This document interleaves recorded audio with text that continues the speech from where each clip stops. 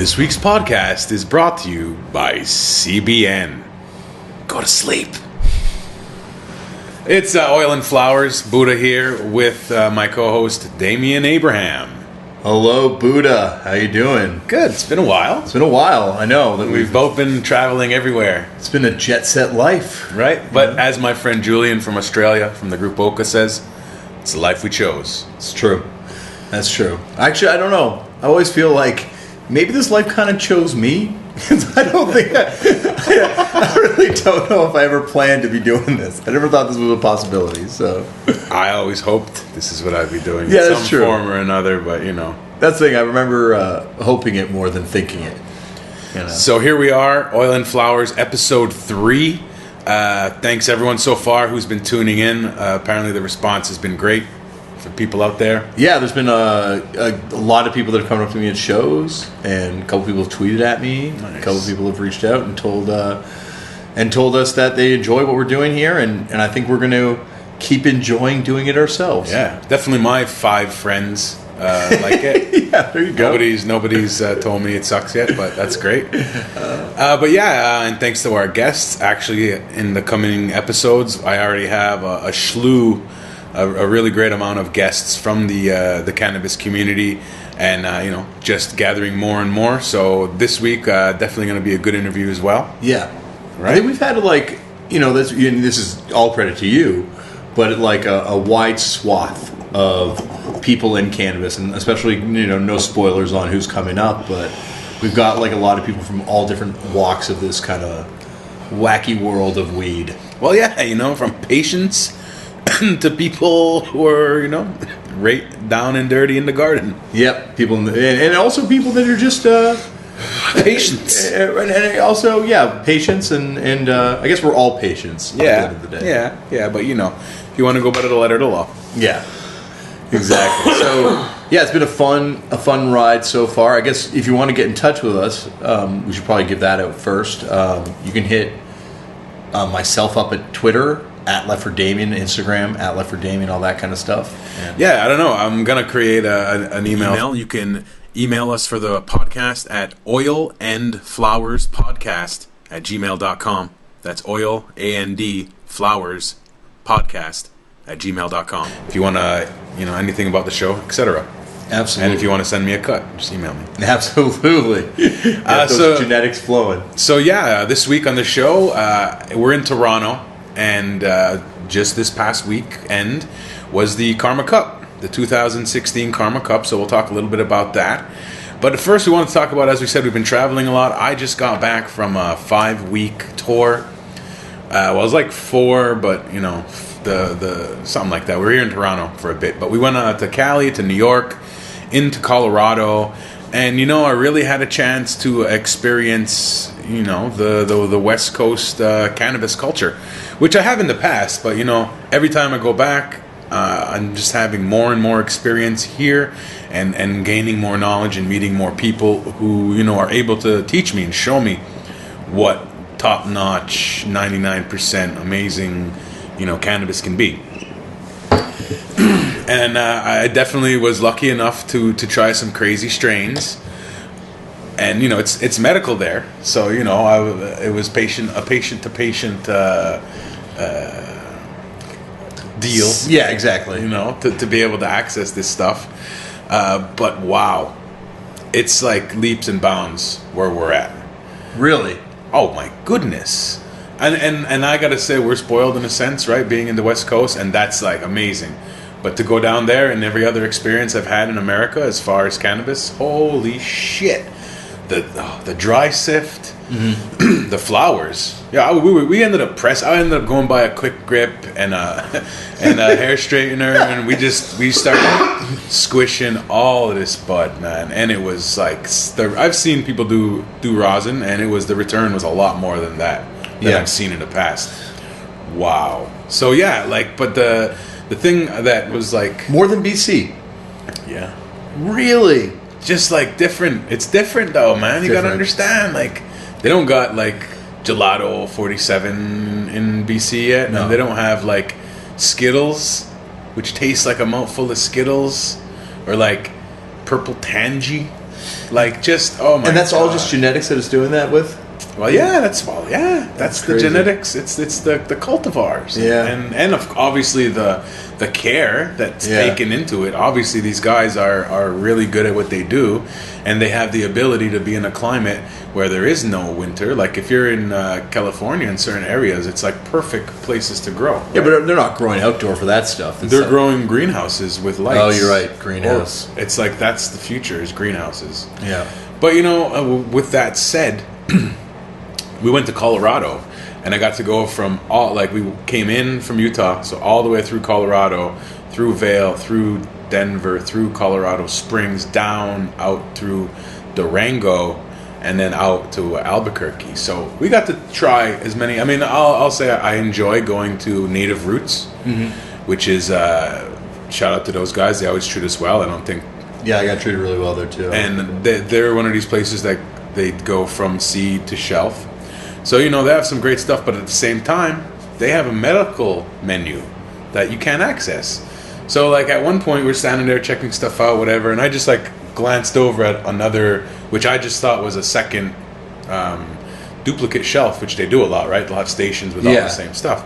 And I looked over, and I was like, oh, what's this? What's that? What's this? And the guy was like, that's actually our medical thing. I can't actually let you look at that. And I'm just like, what? Okay. And to me, that's the weird part is that it's not like you're accessing. Like I can understand the, not that I believe in this, but I can understand the argument that someone would say, "Oh, you can't have access to an edible over 100 milligrams." Because I could see how that could be dangerous for some people that do not have the experience that some other people would have. Yeah, you don't want to let them have 1,000 milligram. Chiba Chew. Yeah, exactly. But what I do not understand is the fact that you can get BHO on one side, but you can't get dry sift. Well, this was my next thing. We got to Colorado, and I love dry sift and bubble hash, and I've been lucky enough to be introduced to some really, what they call 6-star and really great quality full melts. Yeah. So when we got there, obviously the first thing I'm doing is I'm looking for dispensaries, and I'm looking to see where I can get some full melts. And at one point, and this got Snapchatted while I was on the phone, but at one point I called a place, and I was like, "Hi, do you guys have dry sift? Sorry, what is that?" I'm like, "Dry sift, full melt, 5, 6-star, dry sift hash." You mean where they take the water and it's cold and they get the hash like that? I'm like, no. It's kind of the opposite of that, really. It's dry. It's kind of the opposite of that. As I said, it's dry sifted.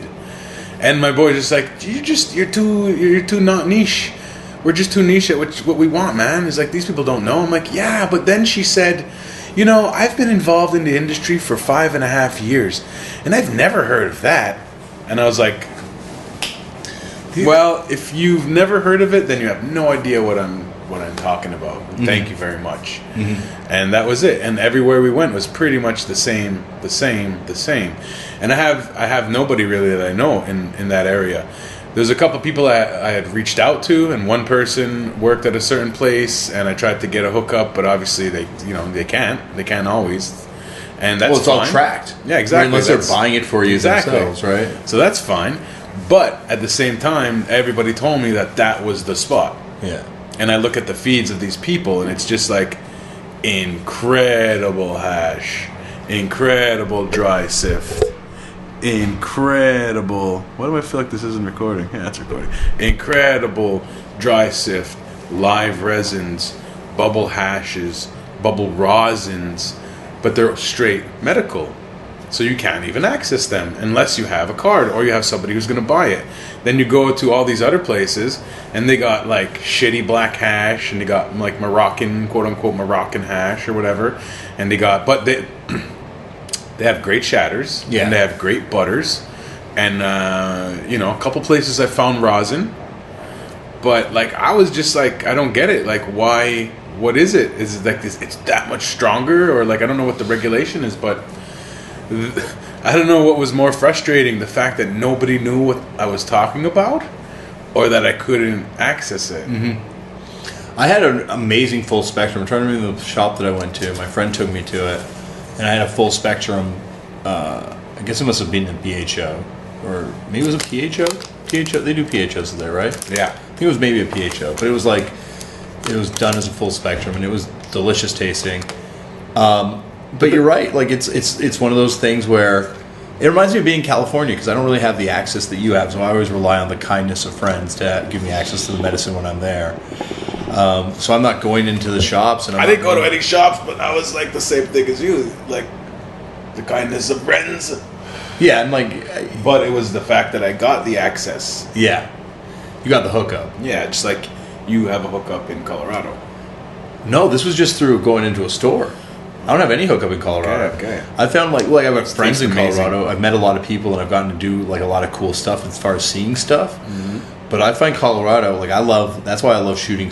You know, when I shoot the Vice weed stuff, Vancouver's way more fun to shoot for me than any other place. You know, it'd be fun to shoot California, but because Vancouver to me is still the Wild West, and I guess California is that way too. Whereas everywhere else is now pretty regulated. You know, it's pretty. You know, there's still a cool. Not cool necessarily, I should say that arbitrarily, but there's still like another side of it that's like, I guess, you know, black market still and gray market and all those places. I just think, you know, I don't understand that regulation, and it's sort of in the same argument as what is medical and what is recreational, and why is it if it's the same? No, it's you. That's all. It's me. Oh, it's 03. Oh, it's. No, why is it different if it's the same plant? You know what I mean? Other than it being taxed more. I guess it'd be. You know what I mean? That's what it comes down to. But it's just one of those things that we'll just have to see how it plays out. But like it really, you know, because there are arguments that I'm sure that would say that it's not safe. No, there's no argument. Dry sift is the cleanest way to consume cannabis. Especially a 6-star. It's solventless. Yeah, exactly. I mean, So we'll see what happens with that. Hopefully when things change here in Canada, we won't have that issue, or maybe we will. And, you know, speaking of the change in Canada, you know, I know we have listeners in the States and out of North America, but Canada last year, funny enough, on April 20th, 420, announced that the world...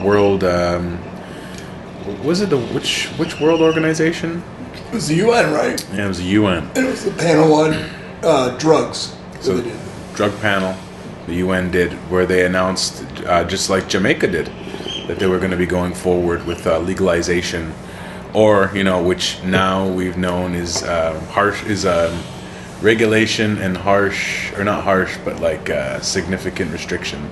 Yeah, it's going to be I think if any other place is an indication how strict their systems are, knowing what Canada is and how much the Canadian government kind of loves a bit of a nanny state. Mm-hmm. Where will it be? Just like in Colorado? Worse. It's Canada, right? Like, so it's going to be like, you know, I don't know. There people are saying now the age they're speculating is 25, the legal age. Okay. I mean... I don't know. I'm not going to argue about ages right now. I'd rather, you know, there's other... That's just one of the many things. Yeah, you're right. Talk about. There's a lot for people to talk about. I think we should... Yeah.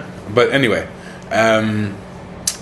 with that said, April 20th, they announced it. They said by next year, which is this coming year.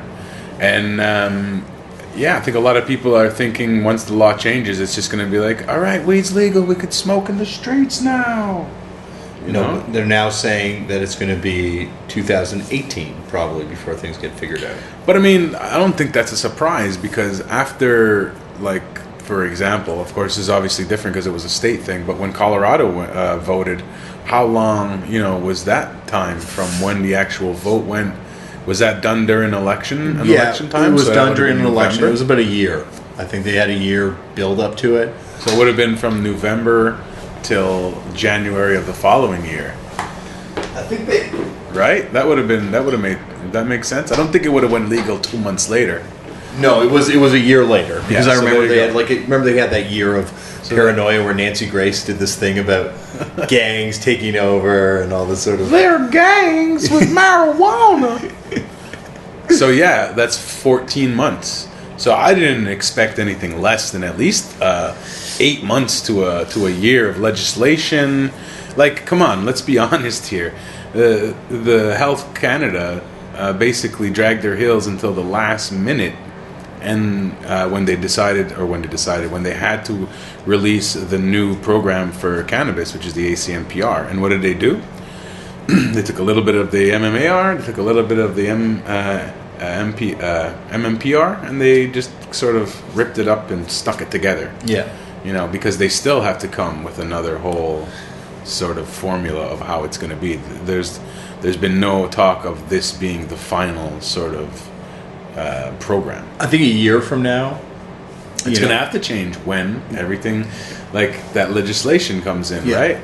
Because you also have to understand we have this task force, and all that task force is doing is like building up information to give to the government for the government to decide, whichever department, etc. that may be. A lot of people, I feel like, think that this task force are the end-all be-all of what's going to be the law or chosen as law from these people's words, which I think is a little bit...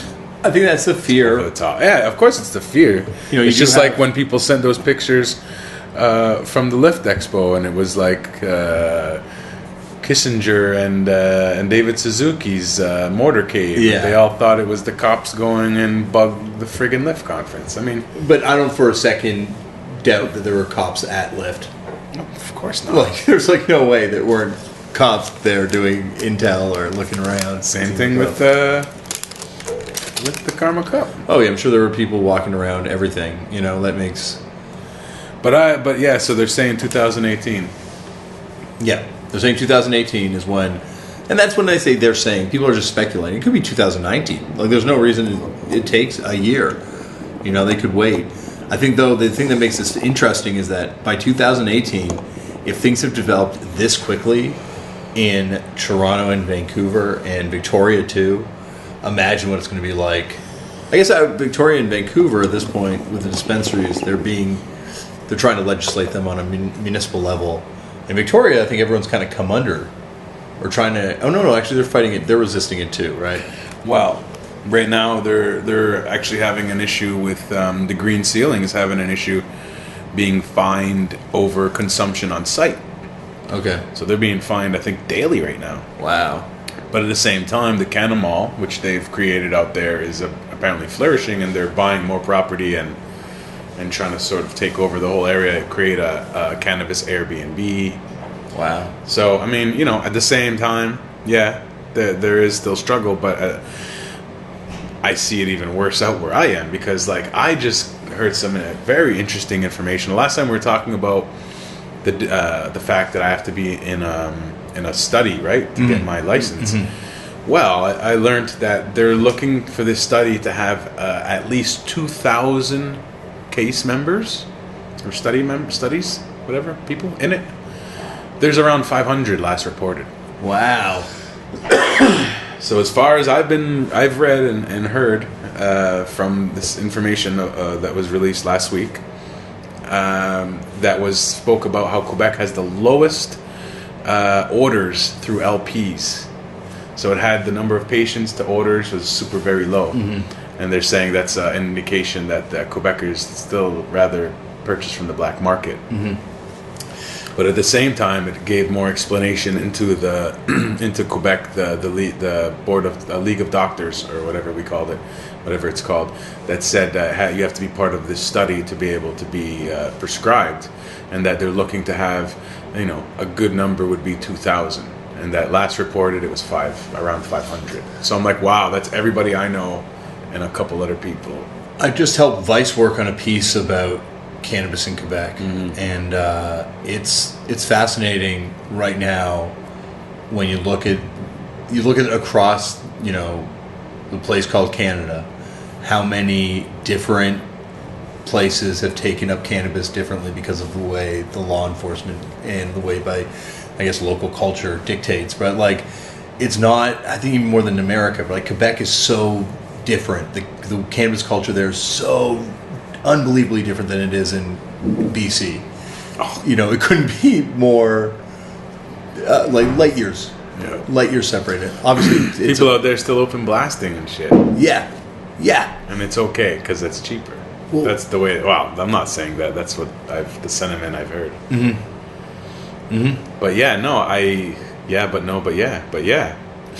I really see Quebec hopefully catching up, but not with any help from the League of Doctors, which already is an issue because, like, we're hearing all these things about. So I'm reading things in the Cannabis Coalition for Reform about patients having doctors want to charge them ridiculous amounts of money to up their scripts so they can grow a certain amount, or like saying they're gonna cut their scripts because they want to grow, just like charging ridiculous amounts. So it's like it doesn't help that the actual doctors are already there, cutting you at the knees when you have the people above them restricting even more access, when you have Health Canada supposedly trying to come up with a whole new program that's supposed to be making all these things null and void. I don't know. Well, I think the only thing that makes it null and void is rec. Like complete rec or legalization is the only thing that makes cannabis access 100% open. But then what does that mean? Do you just get a tax credit if you're medical? Well, like when you file, I think for your cannabis. If you have 100% rec across the country, I would be very interested to see what happens to cannabis prices. Like I said, in Colorado, it's 40 to 75. No, sorry, 75, 60 to 90 for a 7. And then if you're on medical, it's like 40. I think, though, Colorado's not an example of full. Obviously, like if you're there, you can grow your own. Like that's the thing. If you have full legalization, you can grow your own. It'll affect the prices. Like it's. America is not an example of a full legalization. Colorado still it serves a lot of tourists, right? Like recreation. But the medical side is a lot cheaper, and if you go outside of the city, it is cheaper, but it's still quite expensive in the larger scale of looking at things. And yeah. Wouldn't you just have medical if you were local? So rec prices are just there for tourists. Yes. So I don't know. No, not necessarily. I met 2 or 3 people from Colorado, and none of them had a card. Yeah, but were they like cannabis people? One guy worked at a shop. Whoa. Yeah, maybe it's just a job for him. I don't know. Yeah, it's a job. That's why I'm saying, like, when my friend was like, "You're just being niche. These people aren't gonna know what dry sift is." I'm like, really? Because it's Colorado, and it's kind of like, of all places, that's where everybody's like, oh, now we can do I'm sure shit. there are people there that know dry sift, though. Well, of course, all the medical people, like, and anybody who has access. But you're in the unfortunate position of being, you're like the 1%er of cannabis. That's what I mean. So it's like, I feel like now everyone's just like listening like this fucking asshole. Yeah, like everyone's Googling dry sift right now. Hey man, I told you, information, accountability, access, information, and accountability. So if you learn something, hey. Well, that's the thing, is if you had access to dry sift and could afford it, I think everyone who's interested in concentrates, that would probably be a choice for a lot of people. Bubble hash too. I don't know. Some people actually, I don't know. Sometimes you get the terp profile, and sometimes sometimes it's too hot, and you don't know that, and then you burn it, and you get a really bad relationship with it after that, because you think that's how it's supposed to be, and it's so much better. Oh, you mean with the nail being too hot? Yeah, the nail or the exactly. Yeah, the I thought you meant like, I'm like, wait, you heat up the sift? Well, you can, right? You can put it between parchment. That's kind of like where the rosin tech sort of was birthed from, in a sense. You put a piece of dry. We could do it if you want. Take a piece of bubble hash or dry sift, put it in between some parchment, and then you'd get, back in the day, you'd get a lighter, and you just light the paper a little, like heat it, and then you could take the lighter and sort of just press it out. Or, nowadays you can just put it between your straightener for half a second, and it'll pretty much turn into a dab, like that, like a thin out dab. Really? So. But you can dab this. Yeah. Right? So what are you losing at that point? Like, is this plant matter? Wax membranes. Oh, it smells so good, though. Like, do you lose that smell when you do it that way? No, well, you could try. I don't know if I want to try this. I just think it smells so good. I just want to try this. Yeah, no, try it. Please do. This is that West Coast fire. Yes, shout out to the West Coast boys with all that crazy gear. So we're in Toronto, and just this past weekend was the KarmaCup. So let's talk a little bit about that. KarmaCup had some issues because I think it was like 48 hours maybe before the cup was supposed to happen. Apparently, they were going to do it on the Polson Pier, which is out on the waterfront in Toronto, and the city sent a letter to the landowner, like to the person who rents the lot, saying basically they were going to make them forfeit their, I don't know if it was their deed or just their permits for the rest of the year or what have you, something to that extent. And this is the type of place where in a summer it'll make millions of dollars. It's a parking lot, so that's what they had NXT North by Northeast this year. There you go. So if you were in Toronto, that's where it was, and they got their place taken. So in true Cannabis Community Act style, they found a new place and released it the morning of the first day of the cup, and then changed some of the venues for the speaking engagements and for the actual awards. So the speaking engagements and the awards ended up happening at Vapor Central. I had a chance to go down to the awards. Actually, I had a chance to go down to the actual event, which ended up being right across the street from Cannabis Culture on Davie. And right around the corner from where we are recording this right now. Yeah, exactly. Right up the street from my hotel here in Toronto. So I went down, and it was cool. It was an open air drug market. Lots of everything. People selling gear. People selling. Open air cannabis market. No. Oh, sorry. Yeah, I think that's a big distinction we should make. I'm just being. It wasn't the dark web. No. It was sorry. Let's clarify that. It was an open air cannabis market, and it was cool. You saw a lot of the players, a lot of the faces, a lot of companies. A lot of local companies, some glass blowers. Shout out to Earl Electric, the Dave Earl Electric from out here in Toronto. Gonna have him on the show soon, definitely. He was out there, of course. Master Rolla. Yeah, he was there with his recyclers, and a lot of the cannabis community was definitely out there. I actually saw John Conroy, who I'm hopefully gonna interview, which is pretty crazy. I've interviewed him one time. Oh, well, fuck you then. My first documentary. Fuck you for not watching it. I've probably seen it, but I was in my own moment. Yeah, no, I know. I'm just joking. But tell him I say what's up. Hopefully that'll happen. But yeah, so a lot of the people in the community were at smoke weed with me. Were at the. I don't think he does he? I don't know. I feel like he don't. A lot of people were at the lounge across the street. So I was in the lounge watching some of the Pot TV shows happen live, and then we went over across the street, and I got some great edibles. Actually, these are all gifts. Those are all gifts.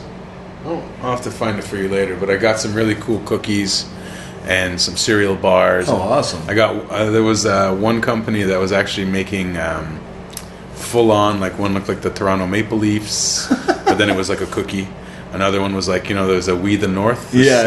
Weed the North. Weed the North. I've seen pretty those. Funny. Yeah. They made shirts like that too. So yeah, everybody was out there. Moto was out there. Everybody was out there. Matt the Great Gardener, and it was a cool vibe. They had some music going, DJing, some live hip hop on the second day, and I didn't see anything. There was no drama, no police intervention. I think for what happened to them, it ended up being a positive thing in the end. And I'll say there was a lineup about 15 feet long perpetually for both days, most of the day, of people just trying to get in. Yeah. To get in. Whether there was a million people inside or people were just doing a walkthrough, it definitely had, a vibe. And there was the gate was going all day. You had to pay to get in too, right? Yeah, I think it was for 1 or 2 days you could pay. Yeah. It's to me it makes complete sense that this is where you would put that event after being removed from somewhere else. This is a very progressive neighborhood. And we're talking about on Church Street. Yeah, Church. It's historically it's the LGBTQ neighborhood in Toronto. Yeah. It's the LGBTQ two-spirited community in Toronto, and it's also where a lot of people, like, this is where the Pride Parade happens and all that stuff. So, there's a history of people being progressive, and I mean that in the sense that not that weed is the same thing in any way, shape, or form, but at the same time, the councillors here tend to be a little more open-minded, and I think the police have to adjust accordingly in this neighborhood a little bit more.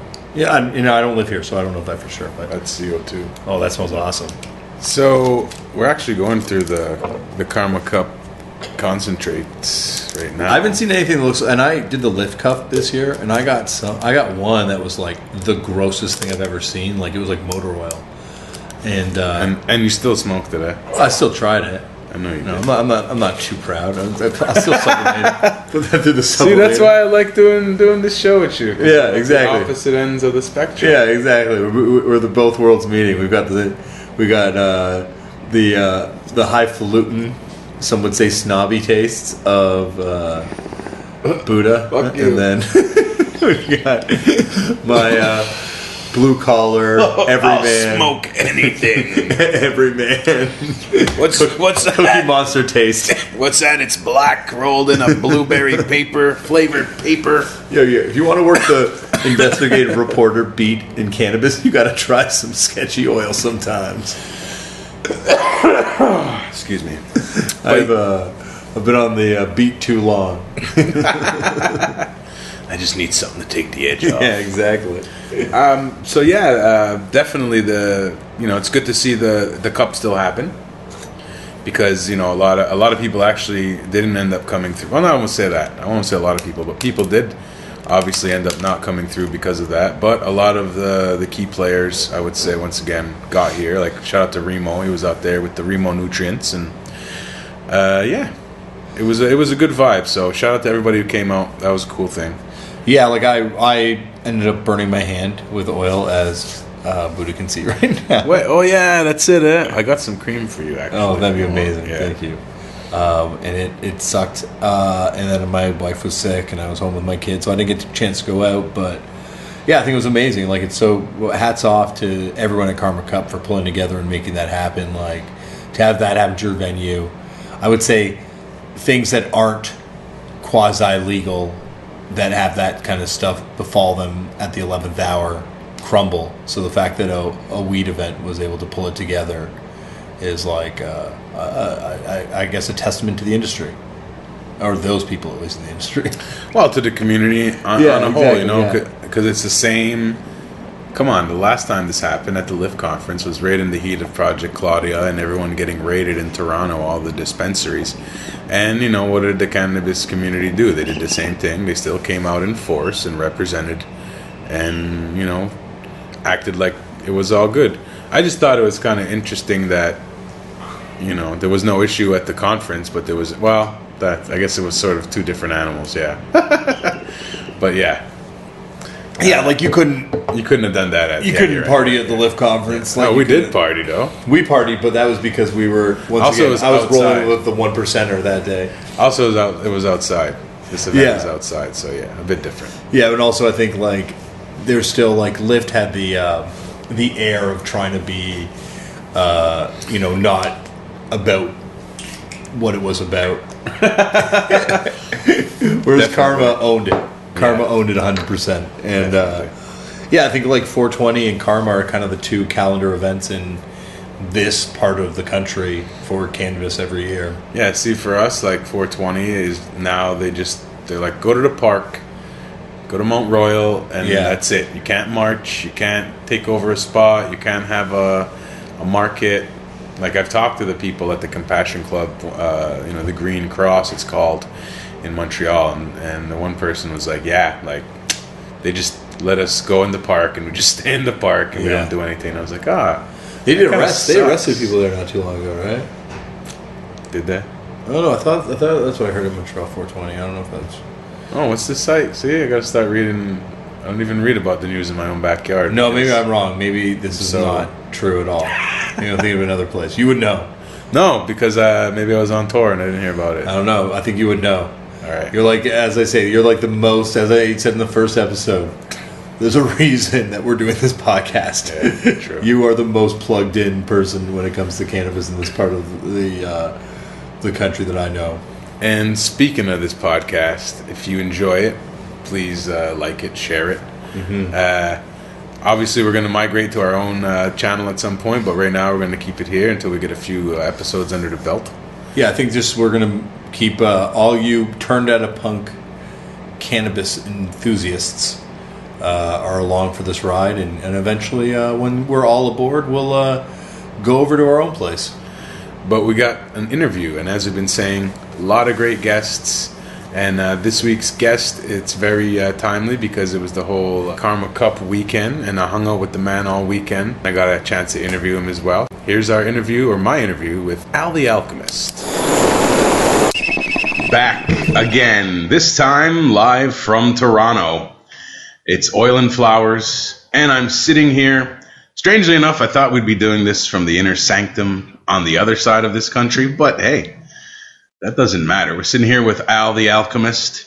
What's going on, my friend? What's happening? Not much. So we're here on the East Coast for this KarmaCup.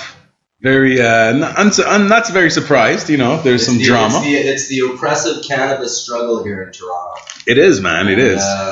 Yeah, it's like, I don't think Toronto realizes the diligence that the cannabis community has, and you know, it's like put an obstacle in front of us and we'll just fucking go around it or figure out a way to go over it. Exactly. You know, there's no busting through it, but with the cannabis community, we think our way around things. And Sarah was put with a huge challenge this weekend, and I think she's thought her way around it, figured it out. Just some context, we're here in Toronto. The 2016 KarmaCup, originally going to be on Polson Pier, was told by the city, actually by the landlord was told by the city that they had to cancel the event or he would have his forfeiture of his property, which of course, if you know anything about where that was going to be, the guy makes millions just in his parking lot alone in the summer. So, but we're here with Al the Alchemist. It's Oil and Flowers. This is the part of the show where I interview different people. So let me ask you, like I ask everyone when we start, how did the leaf come to you, or how did you come to the flower, and when did that happen? I was a kid. I was a young kid. And, but, I mean, did you embrace it from that moment? Oh, fuck yeah, man. Like, the minute I tried it, I was like, whoa, that's what's up. So when I was like a super young kid, my parents introduced me to Cheech and Chong. Mm-hmm. They had no idea what they were doing. They didn't smoke weed. They didn't party. They were like very, very strict Catholic. Like they've been drunk once in their life, and it was together. Wow. Like they're very, very straight. It's crazy. But they loved fucking Cheech and Chong. They thought it was funny shit. So when I was a kid, one of the first movies I remember seeing was Cheech and Chong's next movie, and that was at the drive-in. Wow. And that changed it. By the time I was 12, I was already like, where can we find some of this weed? So from 12 till now, I'm 43, I'll be 44 next month. Boom, it's been a huge part of my life. Huge. And how did you, like, where did you, I mean, for people who may not know, like, what, you're Al the Alchemist. I mean, you've been involved in cannabis for a long time. You're a well-known person in the community. How did you take that next step to get to where you are now? Well, it was grade 9 grad was my real big inauguration into cannabis. In Canada, we have a graduation at grade 9 and we have a graduation at grade 12. So grade 9 grad, we had like 80 or 90 joints. we all pooled our money together. We bought a bunch of weed and we had all these joints. And that was it, man. That summer, we turned into chronics. So from grade 9 going into grade 10, it became a daily thing. And yeah, I never looked back it was like by the second month into grade 10, I had an epiphany. And it wasn't, I don't encourage all youngsters to do this, but for me it ended up working in my favor. But it was because society wasn't where we are now. But I had this epiphany and I quit school. And really, it was to pursue a path of cannabis. In this day and age, you don't have to do that because cannabis is embraced in almost every aspect of society except for the ruling class. Mm-hmm. You know, so kids nowadays, they don't have the same struggle that we had as potheads. Now everybody associates you with Vancouver, but you're actually from Winnipeg, Yeah. right? Yeah. So when did that transition happen?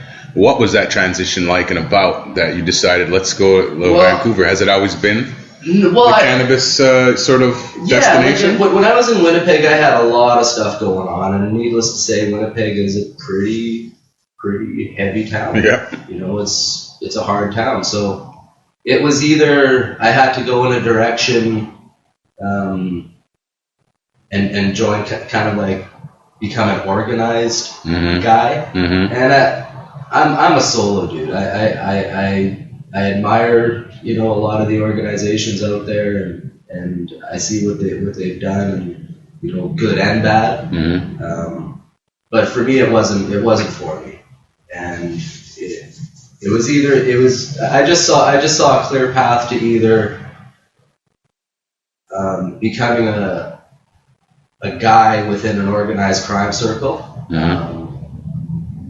Getting ruthlessly home invaded or going to jail. And those three choices, it was like, wait a minute, there's another choice. I could just get the fuck out of here and do some stuff. And it was just perfect timing. I was seeing this girl who, she had a daughter. The daughter's father was like, he knew my lifestyle, and he was threatening custody. So I was like, fuck it, I'm just going to, all those signs were, that was the pinnacle moment. So I came out to Vancouver. And it was like, it wasn't the promised land. It was not the promised land. It was like, if you don't know anybody, it's hard. It's fucking hard. So I came out there, had a couple friends who helped me through it. And, yeah. So what year is this? That would be like almost, I guess that's 10 years ago. It'll be 10 years ago this coming summer. Wow, so 2006. Yeah. And when is Temple of Caylx sort of conceived and then birthed? Temple of Caylx was conceived a long time ago. Like, that was an LSD trip almost 20 years ago. And we thought about this church that people could come to, and, you know, weed was your holy sacrament, and there was this, you know, we didn't know about all of these connections to religion and stuff. We just knew that there was a connection. So it was... Yeah, that concept happened a long time ago, and then I turned it into a hashtag when I joined social media, and it blew up. So yeah. Now, as far as your speaking of social media, you know, you've done a lot of podcasting, a lot of different things. You're still currently do a show with Greg and Kush Queen. Talk a little bit about that, about your previous show on Be Real TV, and then your current, what you're doing now. Well, me and a couple of homies met Be Real and his crew in Vancouver, and my buddy had a dispensary, so he was invited there. We ended up doing a puff down, and then we invited him to Cannabis Culture for a puff down, and yeah, he just we kind of hit it off. So it was like the following Christmas or New Year's or something. I shot him a message saying Happy New Year, blah blah blah. And he had said that he was doing this, you know, the Be Real network was going, and I was like, hey, any room for a guy from Canada for a show? And he's like, yeah, put something together. So I put something together, and I didn't know shit about, I still don't know shit about tech stuff. So I was struggling with different tech people, and because my format was a lot of YouTube stuff, and we ran into shitloads of problems. And then I started doing the Sublimated promotions and just didn't really have time for the show anymore. And then how did that transition into you doing behind the sea desk? Well, I was doing, I started doing the show with Greg first. That Greg's show was, I think we've been doing that for like 5 years or 7 years. So Greg one day was like, he was one of the pioneers of the internet, of cannabis, cannabis media. Like, they were doing it on dial-up, and he had the Marijuana Man show. I can't remember what it was called. But when that was done, they were on hiatus for a while, and he was like, I kind of want to do a show again. So he put a show together and asked if I wanted to be involved, and I've been his co-host for 5 or 7 years. Yeah. Amazing. Now you're well traveled in at least the cannabis world, and self-taught, very knowledgeable. What would you say would be one of your most eye-opening experiences in your travels, as far as doing, whether it's through the sublimator promotions or going to Spanibus or going to any events or whatever, meeting people? What would you say? You're like, wow. Just trying to think of an awe moment in your cannabis in your cannabis life. I would like something that was cannabis related, or just an awe. Okay, well, here's an awe moment. We were in Spain, in Barcelona, and there's a basilica called St. George's Basilica. I think it's St. George's. It's a little tiny church with a fuckload of gold in it, is what it is. And it's like all that gold was stolen from somewhere. Outside the church, in this little alley, was this gypsy woman. Really not of this time. Like, really not of this time at all. Like, so taken out of 1,000 years ago and put in this little cobblestone alley. So I come out of St. George's Basilica, and everybody's still inside, and I'm like, fuck, I'm gonna kind of like take a little walk, and I hear this singing. So I'm like, oh, it's beautiful. So it's this gorgeous, like, beautiful opera voice, and I start walking, and these doves come out of the alley. This little cobblestone, these doves fly out, like, kind of around me, and I'm like, now I'm in, like, what the fuck is going on? And I see there's all these kids, they start running. And I'm like, this is like, it's weird. It's like a really fucking strange feeling I have. Because it's like, you're led down this alley by beautiful opera singing, and then you're like, surprised by doves who are being chased by children, who, as the crowd kind of disperses and they run around me, there's this old gypsy woman, and she's standing there, and she's, begging for change. And it was a religious experience. It was wild. Yeah. I'm not sure if she was real or not. You didn't approach her? No, I did. I gave her money.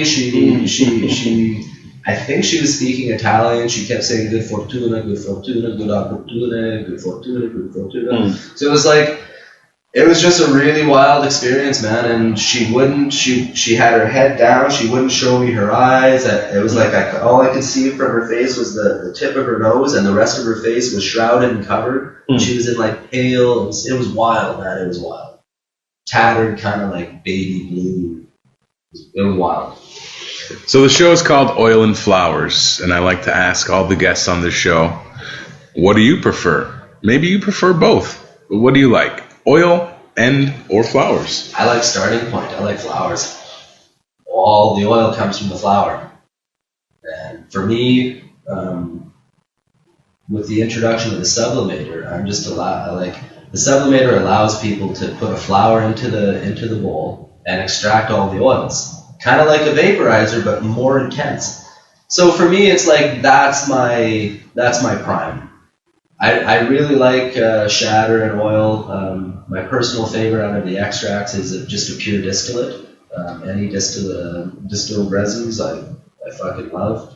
You can start constructing your own profiles once you have like a collection of molecularly distilled resins. But as far as just my daily go-to, it's always flowers.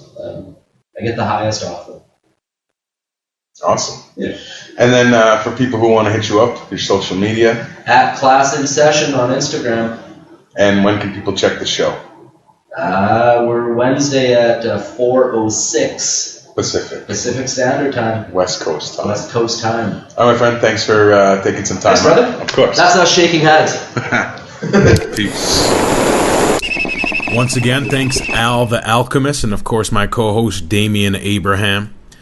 Well, it's another episode wrapped up, and we'll be back in 2 weeks. I've got a lot of great interviews already recorded, and more to come. So stay tuned, and we'll see you next time on Oil and Flowers.